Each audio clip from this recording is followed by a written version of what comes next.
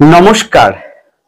চরমতম এবং একটু বেশি ভয়ঙ্কর, একটু বেশি প্রভাব বিস্তারকারী, যা প্রকৃতার্থে মাঙ্গলিক বলে আমরা আখ্যায়িত করতে পারি, সেই মাঙ্গলিক দোষ সম্পর্কে। দোষ ঠিক বলবো না, যোগ, একটু কঠিন, একটু কষ্টদায়ক যোগ, মাঙ্গলিক দোষ, যোগ বা আপনাদের কথা অনুযায়ী মাঙ্গলিক দোষ সম্পর্কে আলোকপাত করব। বাস্তব উদাহরণ সম্পর্কে, বাস্তব হরস্কোপ নিয়ে দেখিয়ে থাকব যে মাঙ্গলিক প্রকৃতার্থে কোনটা হয়ে থাকে। জানতে হলে থাকুন শেষ পর্যন্ত আমার সাথে। আমার পরবর্তী প্রোগ্রামগুলোকে অতি সহজে পাবার জন্য আমার চ্যানেলটিকে সাবস্ক্রাইব করুন এবং পাশে থাকা বেল আইকনটি অবশ্যই প্রেস করবেন। আসুন তাহলে শুরু করা যাক আজকের মূল আলোচ্য পর্বে। আজকের প্রোগ্রামটি করছি এই কারণে, অনেক মানুষ আমাকে ফোন করে, হোয়াটসঅ্যাপে মেসেজ করে মাঙ্গলিক বলেছেন আপনি মাঙ্গলিক কাটান, মাঙ্গলিক খণ্ডন করেন, মাঙ্গলিক দোষকে রিমুভ করে দেন, রিমুভ করে দেন, এরকম বহুত।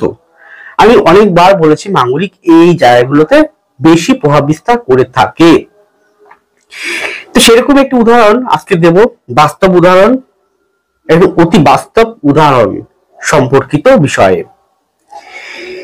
তার আগে ছোট্ট একটি কথা বলি, কেউ যাবেন না, প্লিজ অনুগ্রহপূর্বক শুনুন। আজকে থেকে আমার কমেন্ট বক্স আমি অফ করে দেব। এরপর থেকে কোনোদিনই আমার কমেন্ট বক্সে আপনারা কমেন্ট করতে পারবেন না। কেন বাধ্য হলাম? দেখুন, আমি অনেক কষ্ট করে বিগত 5 বছর ধরে 2020 সালে 23শে আগস্ট থেকে শুরু করেছি, এখনো চলছে আমার যাত্রাপথ, ইউটিউবের যাত্রাপথ। আমি একমাত্র ঠান্ডা গরম বৃষ্টি ঝড় বৃষ্টির মধ্য থেকেও প্রোগ্রাম করতে ভুলি না, প্রোগ্রাম করে যাই। আমার ঘরে এসি নেই, হ্যাঁ আমার ঘরে এসি নেই, প্রচন্ড গরম, তার মধ্যে প্রোগ্রাম করছি। নিশ্চয় আপনি উপলব্ধি করতে পারেন, বুঝতে পারেন কাদের জন্য, কার জন্য, আপনাদের জন্য। প্রতি মুহূর্তে প্রোগ্রাম করি এবং সঠিক পথটি দেখানোর জন্য প্রোগ্রাম করি, সাবধানতা অবলম্বন করার জন্য প্রোগ্রাম করি, আপনাদের সতর্ক বার্তা বারবার প্রদান করি। কারণ ভালো সময় কখন আসবে, কখন চলে যাবে নিজেও টের পাবেন না, কিন্তু খারাপ সময়গুলো মানুষকে উপলব্ধি করিয়ে দেয় কতটা কষ্টদায়ক, কতটা বেদনাদায়ক হয়। মনে হয় খারাপ সময়টা কোনোভাবে কাটতেই চাইছে না, তাই তো? এরকম ফিল হয়তো, অনুভব হয়তো। তাহলে খারাপ সময় না আসে বা আসলে তাকে আমরা শান্ত, স্থির, ধীর হয়ে আগাম সতর্কতার মাধ্যম দিয়ে আমরা একটু সচেতন, সাবধানতার মধ্য দিয়ে এগোতে পারি, পাশ কাটিয়ে যেটা আমি বললাম, এই পথে আপনি যাবেন না, এই পথে যান, সোজা হয়ে যান, এই পথে যাবেন না। তাহলে আপনি এই সোজা হয়ে যাবেন, এই পথে যাবেন না, তাহলে রাস্তাটাকে শুধু বেঁকে দিতে হবে আপনাকে। দেখবেন সেই কঠিন যে বাধা, বড় বিপত্তি, যে কঠিনতম সমস্যা, সেটা আপনি সামান্য অল্পের উপর দিয়ে আপনার গা ঘেঁষে বেরিয়ে যাবে। তাহলে কি আপনি সচেতন, সাবধান। এটা আমার না, প্রত্যেকটা ব্যক্তি, ইভেন প্রশাসনিক দপ্তর থেকেও বারবার সচেতন করা হয়। Safe drive, safe drive, safe life, safe drive, safe life কেন করা হয়? তাই তো, সরকার থেকে করা হয়, আবহাওয়াবিদ থেকে, আবহাওয়া দপ্তর থেকে করা হয়। আবহাওয়াবিদগণ বলে যে অমুক দিনে অমুক সময় ঝড় হবে, বৃষ্টি হবে, বা সাইক্লোন হবে, বা সরকার থেকেও বলা হয় যে মৎস্যজীবীরা মাছে, সমুদ্রের মাঝখানে, নদীতে যাবেন না। কেন? এগুলো সতর্ক করছে আপনাকে। ঠিক তেমন অ্যাস্ট্রোলজারগণও আপনাকে সতর্ক প্রদান করে। তাহলে আপনাদের, আমি দেখেছি অনেক সহ্য করেছে, এবং সহ্য একটা সীমা থাকে, সহ্যের বাঁধ যখন ভেঙে যায় তখন সেটা পাওয়া যায় না। আপনারা, আমি সবাইকে বলছি না, কিছু ব্যক্তিত্ব আছে এমন, বারবার করে বিভিন্ন নাম থেকে, বিভিন্ন নামে ফেক আইডি করে বারবার করে আমার ব্যক্তিগত জীবন নিয়ে আক্রমণ করছেন, কমেন্ট বক্সে লিখছেন। আমার, আমাকে করছেন ঠিক আছে, কিন্তু আমার মা বাবা, আমার স্বর্গীয় পিতা, বর্তমান জীবিত মাতা, ভাই বোন, পরিবার নিয়ে বারবার করে আক্রমণ করছেন। আমি পারলে কিন্তু অনেক কিছু করতে পারতাম, ব্যবস্থা নিতে পারতাম আইনগত মান সম্মান হানি হওয়ার জন্য, কিন্তু করিনি কখনো, কারণ এটা আমার সৌজন্যবোধ। তাই তো সহ্য করেছি, সহ্য সীমা থাকে।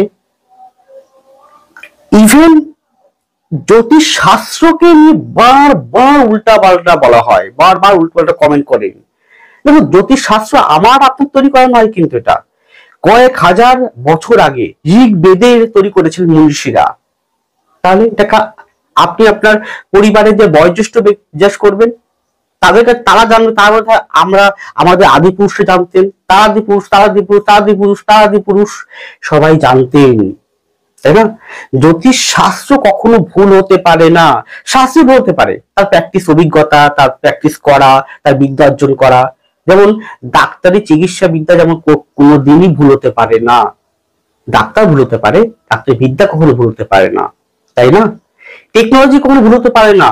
টেকনোলজি ইউজ করছেন, ব্যবহার করছেন, সে সমস্ত ব্যক্তিবর্গ ভুল হতে পারে। তাহলে জ্যোতিষশাস্ত্রকে বারবার আক্রমণ করছেন, বারবার উল্টোপাল্টা কমেন্ট করছেন কেন? তার জন্য, এবং ব্যক্তিগত আক্রমণ বিভিন্ন রকম ভাবে আপনারা বিভিন্ন নাম দিয়ে ফেক আইডি করে, ফেক ইউজার করে আমাকে করছেন, আক্রমণ করছেন, কিন্তু কখনোই চলবে এরকম। তার জন্য আজকে থেকে আমি প্রতিজ্ঞা করলাম, আপনাকে আমার যে কাজ কর্তব্য আমি করবো, আপনাদেরকে পথ দেখাবো, আমি অবশ্যই সচেতন করব, কিন্তু কমেন্ট বক্স আমি আজকে থেকে বন্ধ করে দিতে বাধ্য হলাম। আপনারা আর কমেন্ট করতে হয়তো পারবেন না, মার্জিত ক্ষমা প্রার্থনা করছি করজোরে। যদি কেউ কিছু মনে করে থাকেন, কেউ গায়ে লাগে, প্লিজ মনে কিছু করবেন না। এটা বাস্তব অভিজ্ঞতা, আমি ফিল করছি বারবার। আমি তো মানুষ, রক্তে গড়া মানুষ, আমারও বোন আছে, আমারও মান সম্মান আছে, তাই না? বাবার আক্রমণ কিন্তু পছন্দ না। আর আমি বারবার বলি যে এই যে প্রোগ্রামগুলো করছি সব কিন্তু ইন জেনারেল, সবার উদ্দেশ্যে, আর শুধু একটা গোচরকে কেন্দ্র করে, শুধু গোচরকে কেন্দ্র করে আলোকপাত করি আমি। কারো ব্যক্তিগত জন্মকুণ্ডলী, ব্যক্তিগত হাত, ব্যক্তিগত জীবন নিয়ে নয়, কাউকে ব্যক্তিগত আক্রমণ করছিও না আমি। ইন জেনারেল সবাইকে বলি আমি, আপনি এই কাজটা করুন, এই কাজটা করবেন না। তারপরও আপনারা বারবার করে অশ্লীল ভাষায় কমেন্ট করেন। তার জন্য বাধ্য হলাম আজকে থেকে কমেন্ট বক্সটি বন্ধ করে দিতে। এবার আসুন মূল বিষয়ে, মাঙ্গলিক যোগ সংযোগ। এটা মূলত দেখুন 1-4 1-4 তারপর 7 1-4 7 8 12 এই ভাবগুলোতে মঙ্গল বসলে স্বাভাবিকভাবে আপনি জানেন যে মাঙ্গলিক বলে গণ্য হয়, কিন্তু প্রকৃতপক্ষে না। দেখা গেল ওই ভাবগুলোতে মঙ্গল বসছে, কিন্তু বৃহস্পতি দৃষ্টি আছে, বা মঙ্গল শুভ গ্রহের সঙ্গে যুক্ত অবস্থায় রবির সাথে, অথবা শুভ বৃহস্পতির সাথে যুক্ত অবস্থায়, শুভ চন্দ্রের সঙ্গে যুক্ত অবস্থায়, তারা অনেকটা কিন্তু কেটে যায় বা খণ্ডন হয়ে যায়। তাহলে মঙ্গল এমন 4 বা 7 8 আর বা বসলো কোনো কারণে, দেখা গেল 12তে, কিন্তু ক্ষেত্র বিনিময় করলো। মঙ্গলের ঘরে এক ঘর গ্রহ, আবার সেই গ্রহের ঘরে মঙ্গল ক্ষেত্র বিনিময় করলো। আবার দেখা গেল মঙ্গল যে ঘরে বসছে সেই ঘরে মালিকও সেই ঘরে বসছে, তাহলে এই খণ্ডন হলো, দোষটা খণ্ড হলো। বৃহস্পতি দৃষ্টি আছে, দোষটা খণ্ড হলো। মঙ্গল যে ডিগ্রি পাবে, সে ডিগ্রি মাঙ্গলিকের প্রকৃত ডিগ্রি নয়, হবে না। অনেকগুলো জায়গা আছে, দেখে নিতে হয়। ব্যক্তি হরোস্কোপ যখন অ্যানালাইজ করা হয়, বিচার করা হয়, তখন দেখে নিতে হয়। তো এখানে একটি জন্মকুণ্ডলী আপনারা দেখুন, স্ক্রিনে আছে, দেখবেন যে এটা বৃশ্চিক লগ্ন। তার লগ্নপতি কে? মঙ্গল। কোথায় বসে আছে দেখুন, বসে আছে লগ্নের অষ্টম ভাবে। বুঝুন, কিন্তু লগ্নের অষ্টম ভাবে। আমি একমাত্র অষ্টম এবং দ্বাদশ এই দুটো ঘরকেই মাঙ্গলিক বলে আখ্যায়িত করব তখনই যখন দেখতে হবে অন্যান্য গ্রহের পজিশনটা কেমন রয়েছে। তাহলে এখান থেকে অষ্টম ভাবে মঙ্গল বসে আছে কার সঙ্গে? কেতুর সঙ্গে। কোন ঘরে বসে আছে? অষ্টম ভাবটা দেখছেন স্ক্রিনে, ফোন এটা হরোস্কোপটি, মঙ্গল কেতুর সঙ্গে বসে আছে, তাই তো? তাহলে ওই ঘরের যে অধিপতি, সে কোথায় বসে আছে? সে বসে আছে পঞ্চমে, কিন্তু বকরি কম্বাস্ট হয়ে, তাই তো? বুধ নিজে নক্ষত্রে বসে আছে। তাহলে বুধের ঘরে মঙ্গল, বুধের ঘরে কেতু একটু বেশি জটিলতা সৃষ্টি করে। জানবেন বুধের ঘরে, বুধের কোনটা ঘর? এক হচ্ছে মিথুনের ঘর, একটা কন্যার ঘর। তাহলে দুটো ঘরে মঙ্গল এবং কেতু বেশি জটিলতা সৃষ্টি করে। তাহলে এখানে কিন্তু অষ্টমস্ত মঙ্গল কেতুযুক্ত থাকার জন্য, রাহুদৃষ্ট থাকার জন্য কি করলো, মাঙ্গলিকটা গণ্য হলো। এখানে কোনো বৃহস্পতির কিন্তু দৃষ্টিগত নেই, কিন্তু এখানে বৃহস্পতি কোথায় বসে আছে, নবমে ভাগ্যস্থলে বসে আছে, শনির উপরে দৃষ্টি করছে। তাহলে কি হলো, মাঙ্গলিকের যে প্রভাবটা হলো, সে প্রভাবটা শুধু একটা জায়গার মধ্যে সীমাবদ্ধ থাকবে।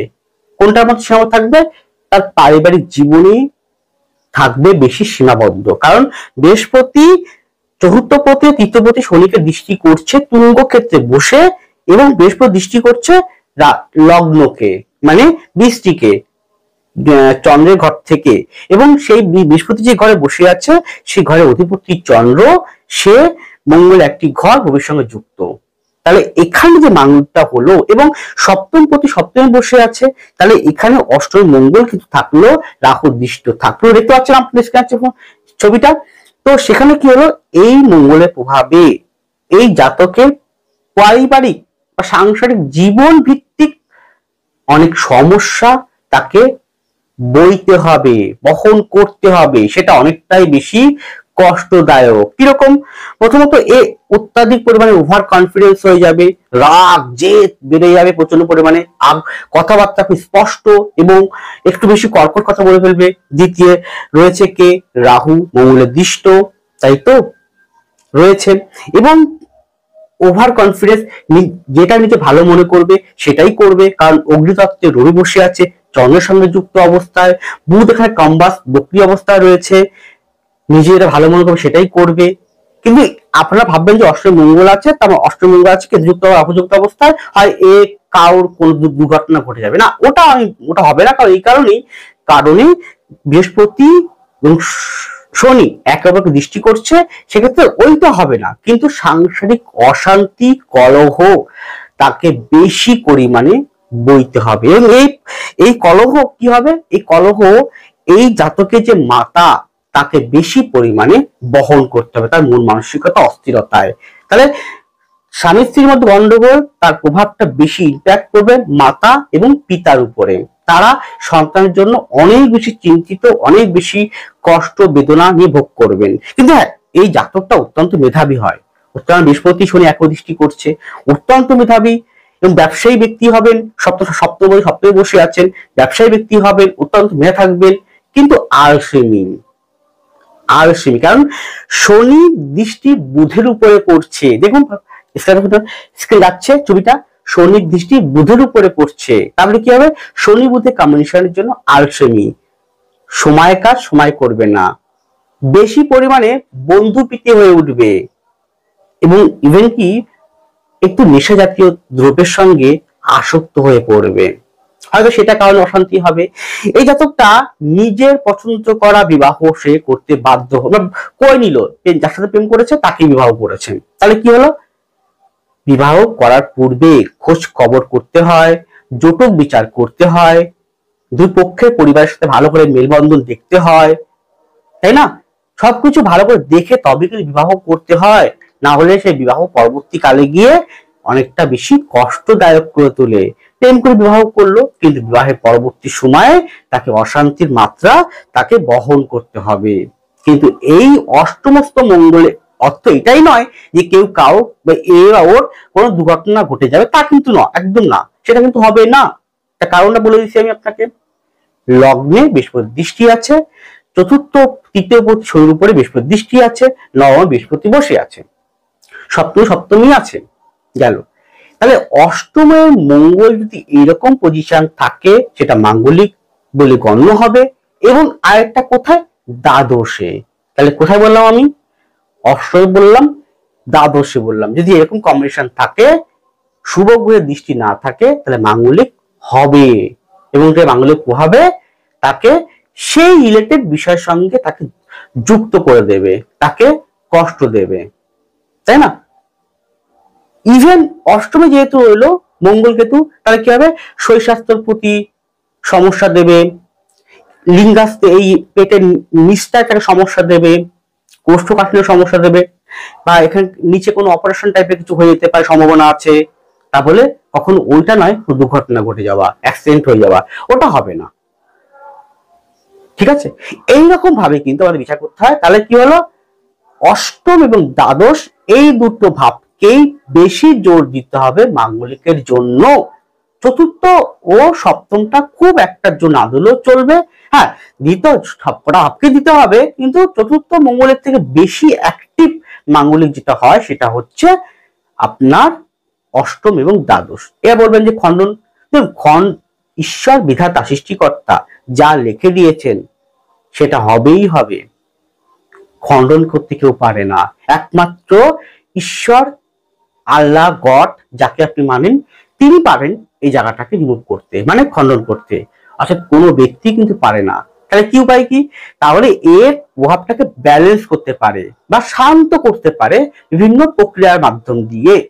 কিন্তু ওইতে জানবেন দৃঢ় ভাগ্য, অদৃঢ় ভাগ্য, যেটা নিয়ে এসছেন সেটা দৃঢ় ভাগ্য, সেটা ঘটবেই ঘটবে, কিন্তু তাকে ব্যালেন্স করতে পারেন বা তাকে শান্ত করতে পারেন, দমন করতে পারেন। কিন্তু প্রকৃত অর্থে এই মাঙ্গলিক বলুন, কালসর্প বলুন, সাড়ে বলুন, এগুলো খণ্ডন হয় না, তাকে শান্ত করতে হয়। এটাই হচ্ছে মেন ব্যাপার। তাহলে আমি তান্ত্রিক নই, আমি খণ্ডন করি না, এসব কাজ আমি করি না, আমি অ্যাস্ট্রোলজার। আবারও বলছি, অষ্টম এবং দ্বাদশ এই দুটো ঘরকে বেশি দিতে হবে প্রাধান্য মাঙ্গলিকের জন্য। চতুর্থ বা লগ্ন বা সপ্তমের থেকে অষ্টম দ্বাদশের বেশি জোর দিতে হবে। আপনার হরস্কোপ আছে কি? আপনার সন্তান হরস্কোপ আছে কি? সন্তান, সন্ততি, মেয়ে, নাতি নাতনি আছে কি? দেখে নিন একবার। আবারও বলছি যে এবার থেকে কমেন্ট বক্স থাকবে না, কমেন্ট করতে আর পারবেন না। ক্ষমা চাইছি, অনুগ্রহপূর্বক কিছু মনে করবেন না। এই বিষয়ের উপরে অনেক প্রশ্ন আমার কাছে এসছে, তাই ছোট্ট সংক্ষিপ্তে উত্তর দিয়ে দিলাম। তো সুতরাং ভুল ত্রুটি হলে সকলের কাছে ক্ষমা প্রার্থী। ভালো থাকুন, সুস্থ থাকুন, এগিয়ে চলুন। নমস্কার, জয় মা তারা।